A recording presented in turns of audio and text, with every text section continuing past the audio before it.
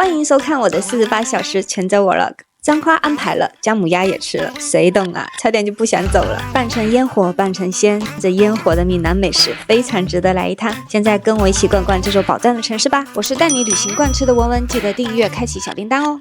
Hello， 晚上好，我是文文。我们现在在福建泉州。那接下来的48小时呢，我们将打卡泉州必吃的美食。那第一站呢，我们就来到徽记牛肉馆。这里有好多停车位耶。对啊，还停外面到处找。我看还停路边，藏在小巷中的店。我看好多人也是特地来的，不追求环境，主要的目的就是为了来吃牛肉了。这边还好多人。徽记牛肉馆是泉州丰泽区经营多年的老店，老板会根据用餐人数直接安排一份内容丰富的牛肉套餐，简单直接，性价比高，所以一直很受附近居民的喜爱，算是泉州本土风味的社区食堂。这是实话，行吧？吃的不够芋头吧？芋头饭也是这个吗？芋头里面就是有啊。哦，芋头菜干饭，它的火锅还没有上，饭就端来4碗了。因为我看他推荐菜里面是咸饭跟芋头饭嘛，我就以为是2种东西。结果刚刚问他，他说咸饭就是芋头饭，里面有芋头的。我们来的时候已经没位了，然后刚好有个人走才有位置。他这边是按人数来定的，55块钱一位，然后我们是4位，他就算4位的量。他家的 top 1是火锅，牛肉火锅，跟潮汕火锅是不一样的。百度地图上写的潮汕火锅，我想不会来这边吃潮汕火锅吧？但我现在一进来就发现，它这也不是潮汕火锅，就是地道的闽南式的火锅，因为中药材味非常的重。烧开再喝吧啊！哎，好的。烧开吧啊！这是一大锅卤料汤哦，它的牛肉已经放在里面了，而且很重的药材味，有牛蹄筋、牛肚、牛肉，就在看刚才剪的那一份。它这家店的环境呢，就特别的简单。而且我感觉今天人好多，除了牛肉外，还有一大盆的青菜。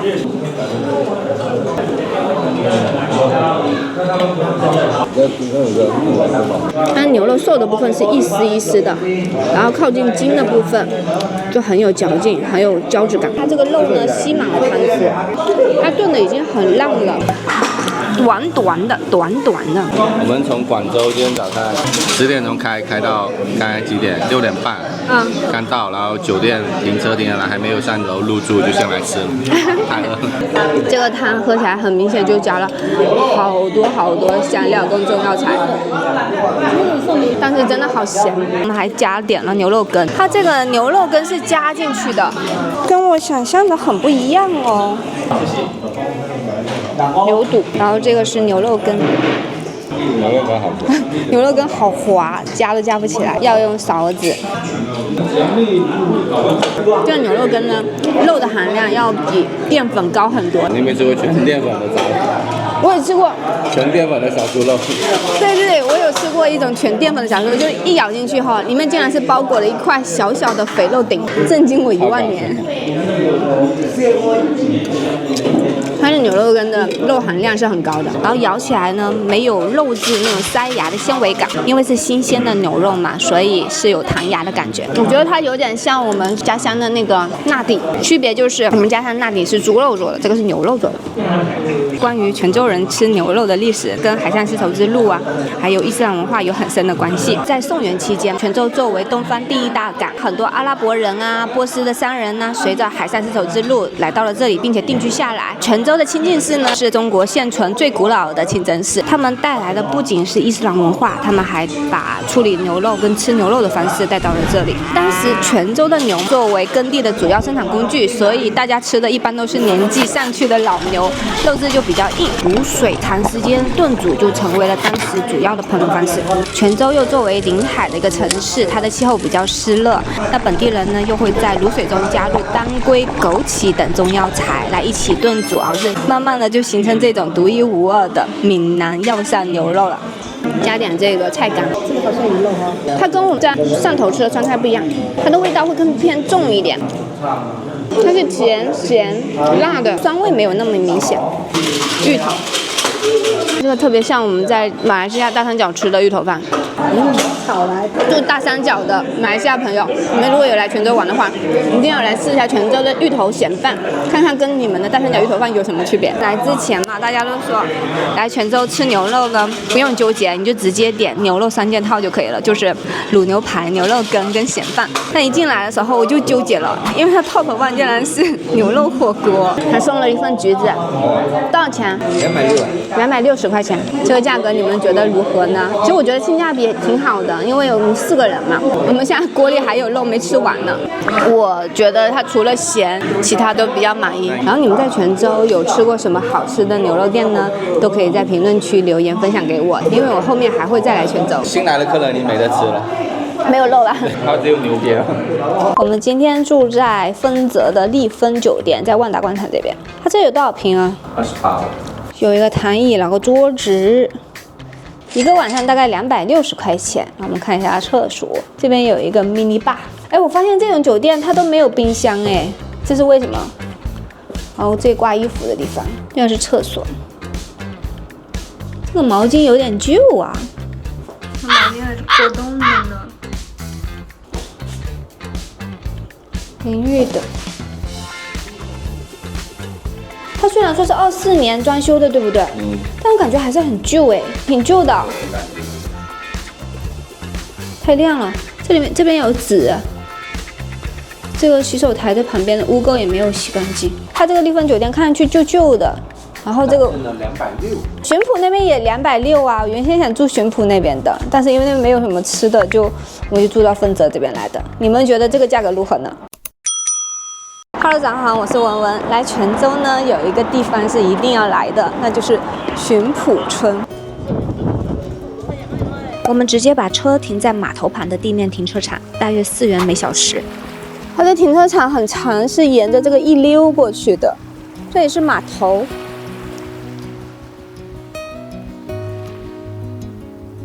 走个地下通道就到对面的巡圃村了。不行。哇，这么早就好多人。这个小村庄呢，原先很安静，但是这2年因为簪花，所以火出了圈。我今天来呢，也要拍一组属于自己的簪花照。在拍照前，先吃一碗面线糊。这家面线糊在巡圃的菜市场旁。来泉州一定要试试这碗可以喝的早餐——面线糊。汤底是用猪骨或者是海鲜熬的，加上面线碎和芡汁，细腻顺滑。最爽的是可以自己加料。卤大肠、猪肉、海蛎，想吃什么加什么，分拣由人。一会儿要去拍簪花照，所以先来吃个早饭。在巡圃村里面，其实很难找到好吃的餐厅。好，我就是醋肉加卤蛋。大卤蛋。面线糊就是这种稀稀的。这家面线糊的评分还不错。然后吃面线糊一定要加油条。然后分大卤蛋，清清爽爽的，里面有加了胡椒粉，还有虾米，一定要搅拌一下才能吃，因为它的料都在上面了。这家店就在巡圃村的菜市场这边。面线糊喝起来呢是喝不出它的一丝一丝的感觉，但是你看了是会看得见一丝一丝的。有没有住在巡圃村的小伙伴？你们一般吃饭去哪吃呢？我们这一顿呢，一共点了2碗的面线糊，然后加个油条，一共是30块钱。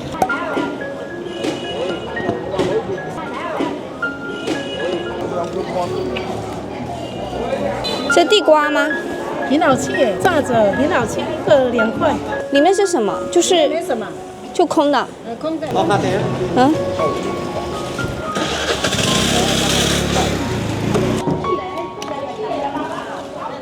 哇，这个螃蟹长得好奇怪啊，石蟹。然后7块啊。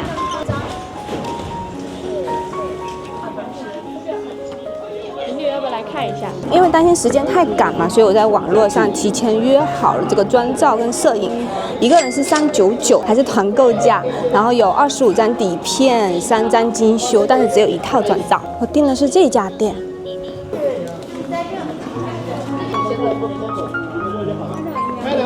好，哎，对，很好的。哇，这里好好看，这应该就是顺济宫了。你讲的，我也找，先放松，先放松。哇，还是挺难找的，因为好多小箱子。哦，就这个。你好。好，我约了10点的2楼选衣服，然后这些都是花。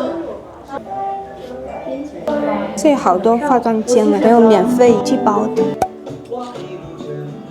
这是拍财神的，这个是拍3把刀的。这里还有鞋子，还挺多的，你可以试试。这鱼女服有好几种，蓝色，它所有裤子都是黑色啊。穿不上。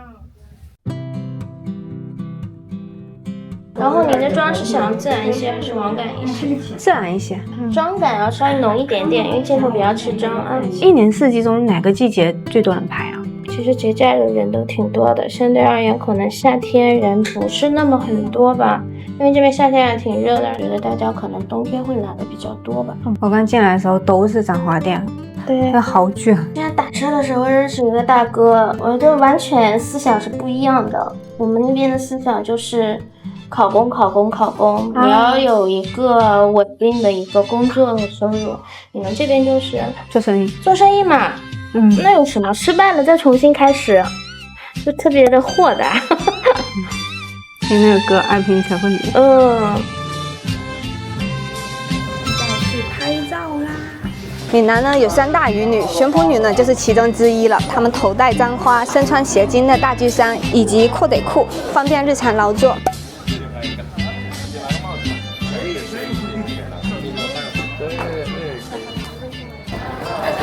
可以啊，看美了，看完就行。玄普村呢是一个古老的渔村，它有3000年的历史了。以前人呢靠海吃海，然后这个海湾呢又盛产一种叫鲟的螃蟹，所以玄普村的名字就由此而来。玄普村不大，摄影师常拍的几个点，基本也是村里必打卡的景点。那有海的地方呢，就一定有妈祖。圣济宫也是供奉妈祖庙的地方。以前人没有天气预报嘛，所以渔民在出海前都要来庙里上炷香祈求平安。那现在圣济宫呢，已经成为网红打卡点了，都是小姐姐在拍照。放起来这个手放下，这个好美好美。这要排队呢。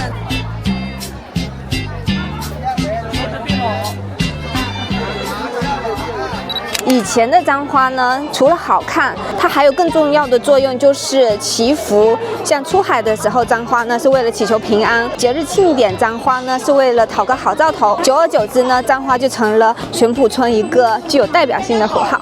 看完。1、2、3。跟阿嬷合影是要收费的，需要另外给阿嬷20块钱。那在玄普呢，还有一大特色就是这个蚝壳做的屋子呢，它又叫做壳鞘厝，它是真蚝屋啊，全部是用蚝壳搭建的房子。我在查的时候呢，还有个很有趣的故事，就是你们看这个蚝壳啊，它是比较大的，然后它不是本地的品种，而是非洲的一种海蛎。这个蚝壳真的很大，这么大。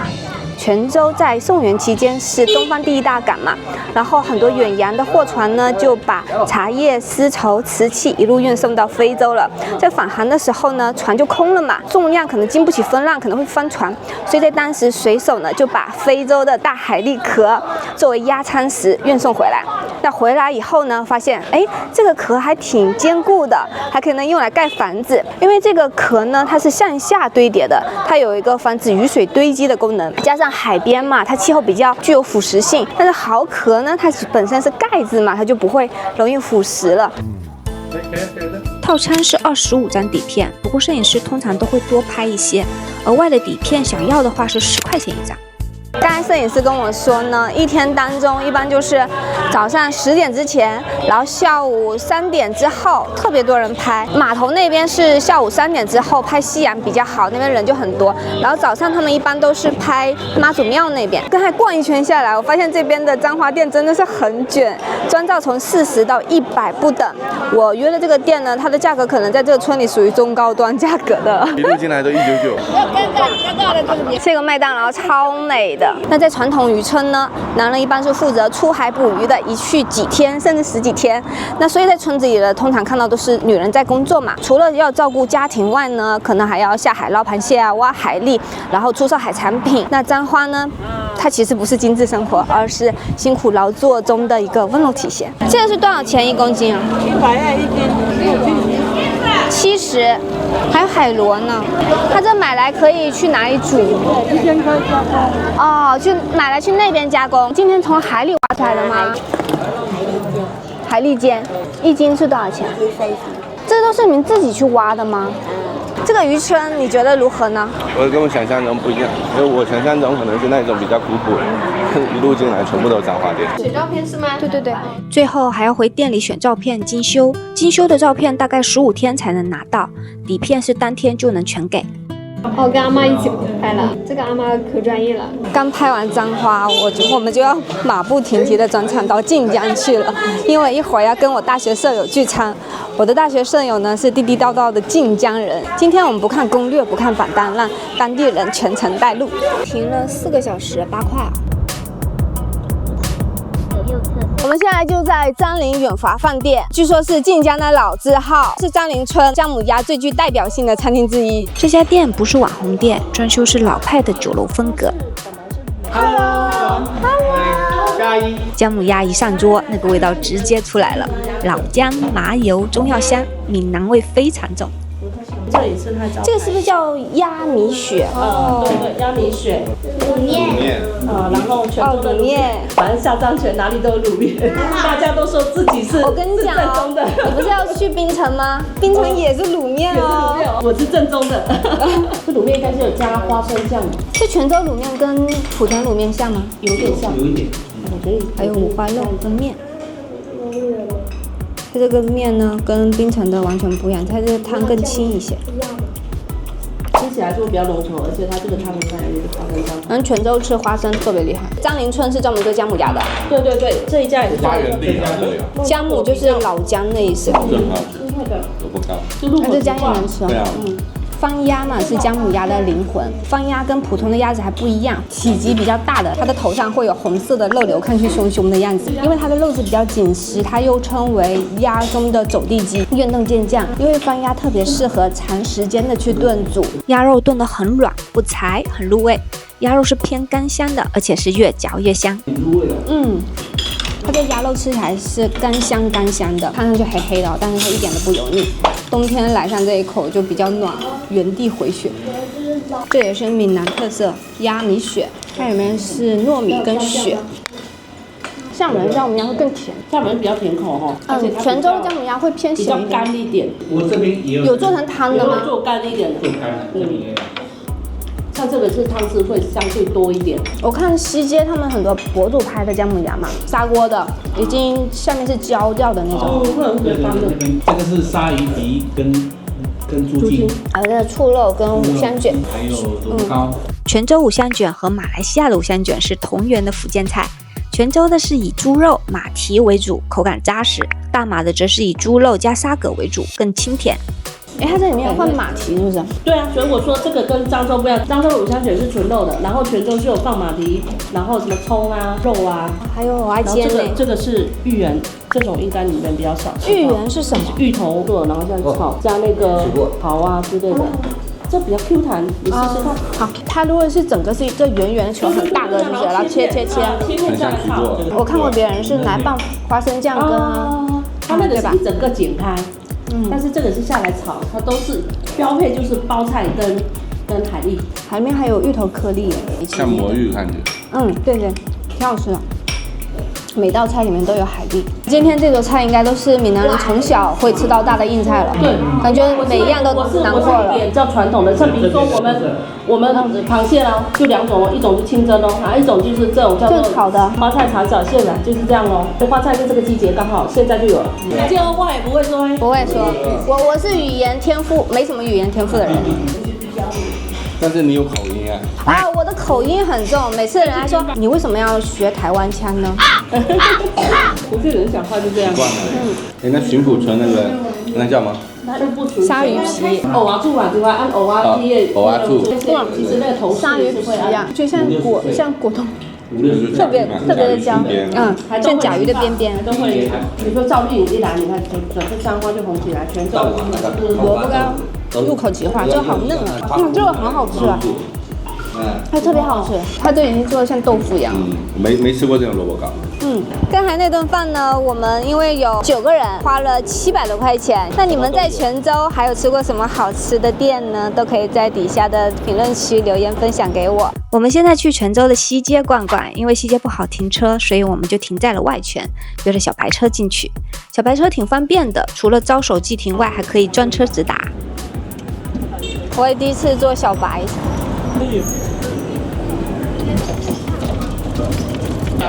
坐得下吗？哇，好多人！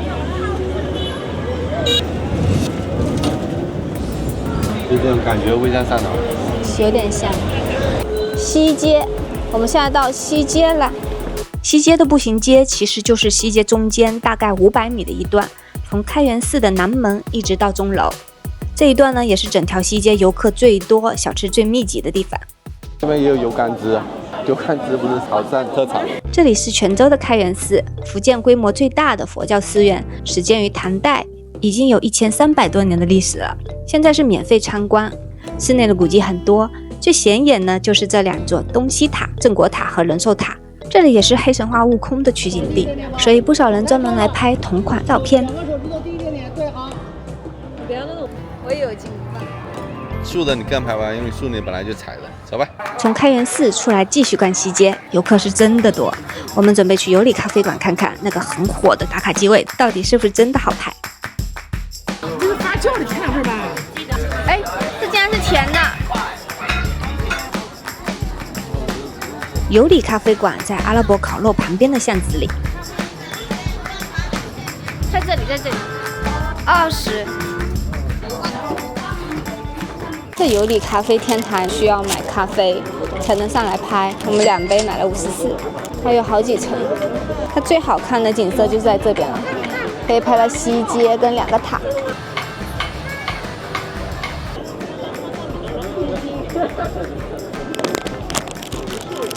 那咖啡比较一般，去买个4果汤，6样13，石花糕、红豆、芒果。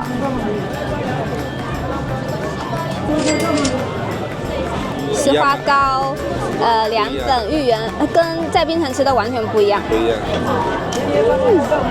汤呢就是普通的糖水汤，它主要是看里面的料好不好吃。钟楼电子打卡到此一游。中午吃太饱掉了，所以晚上想吃点清淡的，来吃面线糊，然后又不想去西街，因为西街那边太难停车了，人又多，所以我们就在汽车站那边找了一家全季面线糊。那就是有个，面线糊。这边是套餐。泡在里面，泡面线哦。这个是什么？这粗热啊。油条是2块钱一根，然后这是芋头卷，我们卷了6个，一个1块。好的。猪肝、醋肉还有鱼卷，这是有酸菜的。我觉得它这边泉州这边酸菜特别好吃，你要不要？吃一下芋头卷。油条。哇，还是烫的。它里面完全是芋头哎，是甜的，这个还挺好吃的，里面是芋泥，就有点烫。可以放辣椒吗？可以放。哦，要放这个辣椒，不放这个。那个甜的，放在面线糊。哦，这个是放咸饭的甜辣酱，因为昨天桃叔吃牛排的时候看到俩一直挤这个嘛，所以就觉得很好奇，就放面线糊里有猪肝，还有醋肉、鱼卷。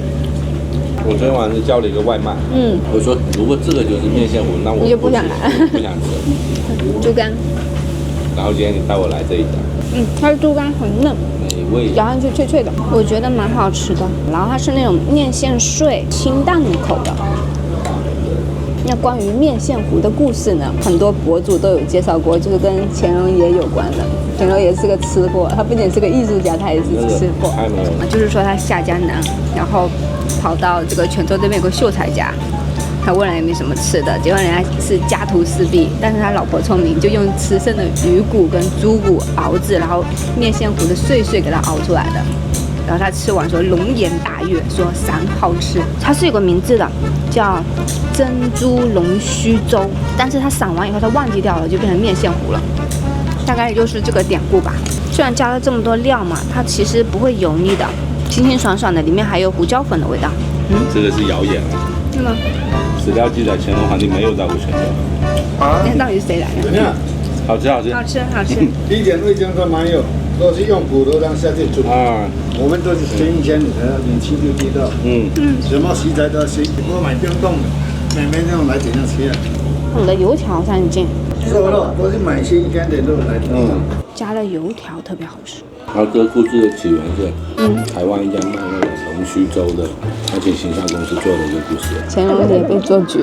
我这个套餐是15块钱，然后油条2块钱，芋头卷是1块钱一根。你们觉得这个价格如何？拜拜，好吃。今天中午我们吃沙茶面，我的舍友告诉我泉州的沙茶面要比厦门的好吃，所以我就来啦。哇，好多！哇，还有龙虾耶！龙虾套餐。整只还是半只？半只吧，78跟88有什么区别？大小。哦，龙虾大小，78跟88的，88是这种的呀。它濑尿虾也是跟龙虾差不多价格。不是，是168。泉州的沙茶面跟厦门的沙茶面有什么区别？其实都大同小异，没有那么甜。哦，没有那么甜。它那边会比较甜口一点。对，我们花生酱不会那么浓，但厦门可能比我们这边更浓。我也很多厦门的过来这里吃啊。是发源于泉州吗？还是厦门？不，印尼过来厦门那里，然后就是沙爹吗？对，它其实就是沙爹面，我们这里叫沙茶面。那个是简约套餐，这个是招牌牛肉，招牌牛猪肝，然后跟牛肉片。那这个是醋肉跟海鲜。对，这个是2号的那个套餐。啊，对。这有点像福建虾面。像哈，我们吃福建虾面的时候，它就有一撮色，里面还有花甲呢。他家的沙茶面非常多料。好，看到我这一碗龙虾面，我上次吃龙虾面还是在泰国。我跟你讲，槟城虾面其实跟那差不多。所以我刚才看我爸点的那一份嘛，就海鲜的，就特别像槟城虾面，但它槟城虾面还会有一种辣酱在里面。它这个龙虾呢有78跟88的，对不对？就是大小的区别。看。这么大一只虾，据说里面还有一个芋圆，就是这个是肉丸吧，醋肉。来泉州一定要吃醋肉，我这里还有蒜呢，先喝一口它，是浓的，它这汤底会辣哦，它汤底是浓稠的沙茶，哎，真的跟虾面很像很像。但是槟城虾面味道更重，它槟城虾面的汤会更红一些，它这个肉有点大哦，你看。上半肉，一口闷，超满足。这肉很紧实，很 Q 弹，龙虾很新鲜，鲜甜的。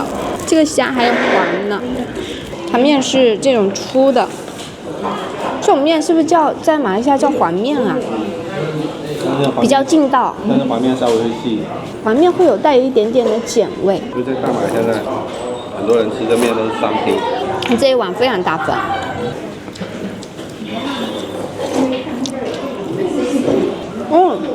它这种也是叫芋圆，它里面一颗一颗的是芋头，所以吃上去会绵绵的芋头香，非常特别。我没有吃过这种的芋。老板刚才还送了我们饮料，还有这个，他说这是他们家的招牌。这个肉很多，这个鸡翅，这是鸡腿吧？炸鸡腿，试试。这个鸡炸得很好哎，皮是脆的，然后里面的肉是鲜嫩多汁的，味道也很入味。这炸得好。它这鸡腿好吃，是黑胡椒口味的，在里面还有豆腐，豆腐也非常的入味了。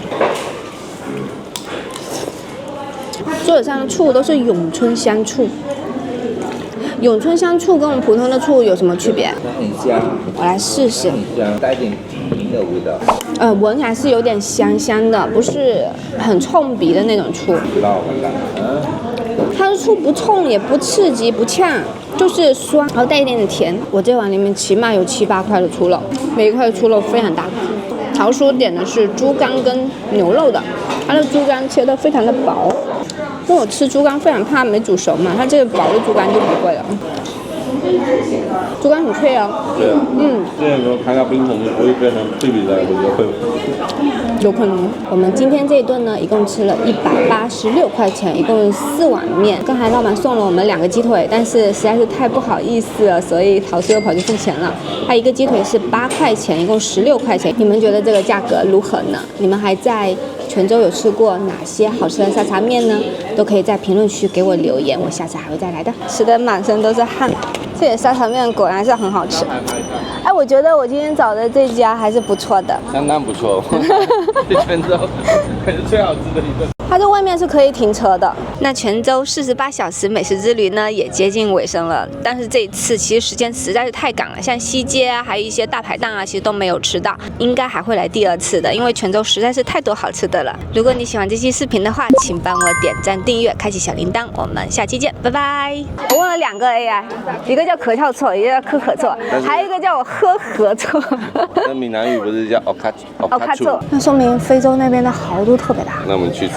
就被走。